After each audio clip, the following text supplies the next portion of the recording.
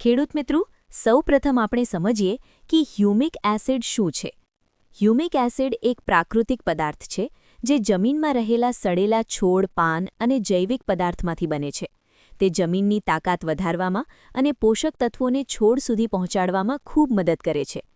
Humic acid આપવાથી છોડની મૂળ મજબૂત બને છે, જમીન નરમ રહે છે અને પાકને પોષક તત્વો સરળતાથી મળે છે. આથી પાકની વૃદ્ધિ સારી થાય છે અને ઉત્પાદન પણ વધે છે. ખેડૂત મિત્રો, હવે આપણે જાણીએ હ્યુમિક એસિડના મુખ્ય ફાયદા. સૌપ્રથમ, હ્યુમિક એસિડ આપવાથી છોડની મૂળ ઝડપથી અને મજબૂત વધે છે. મજબૂત મૂળ હોવાથી છોડ જમીનમાંથી વધુ પોષક તત્વો લઈ શકે છે. બીજું, હ્યુમિક એસિડ જમીનને નરમ અને ઉપજાઉ બનાવે છે, જેના કારણે પાકની વૃદ્ધિ સારી થાય છે. ત્રીજું, તે જમીનમાં રહેલા પોષક તત્વોને છોડ સુધી પહોંચાડવામાં મદદ કરે છે. ચોથું, હ્યુમિક એસિડ આપવાથી પાક ગરમી અને તાણ સામે વધુ મજબૂત બને છે.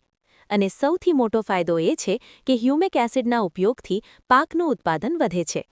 આ કારણે ઘણા ખેડૂત ભાઈઓ હવે ખેતીમાં હ્યુમિક એસિડનો ઉપયોગ કરે છે.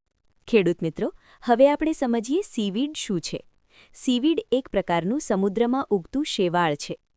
આ શેવાળમાંથી બનાવવામાં આવતું પ્રવાહી ખાતર ખેતીમાં ખૂબ ઉપયોગી છે.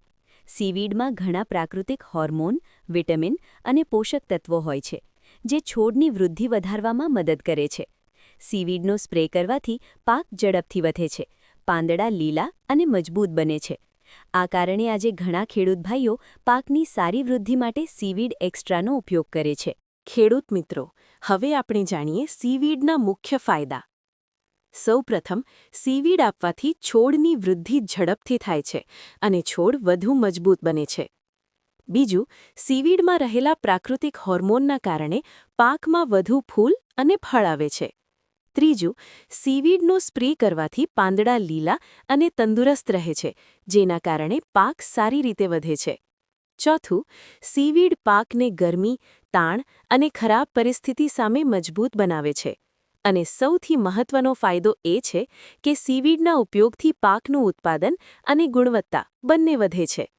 આથી આજે ઘણા ખેડૂત ભાઈઓ ખેતીમાં સીવીડ એક્સ્ટ્રાનો ઉપયોગ કરી રહ્યા છે. ખેડૂત મિત્રો, જો તમે પાકમાં સારી વૃદ્ધિ અને વધુ ઉત્પાદન મેળવવા માંગો છો, તો હ્યુમિક એસિડ અને સીવીડનો યોગ્ય ઉપયોગ કરો. જો તમને આ માહિતી ગમી હોય તો વિડિયો લાઇક કરો, શેર કરો અને શ્રીરામ એગ્રો ચેનલને સબસ્ક્રાઇબ કરો. ધન્યવાદ ખેડૂત મિત્રો.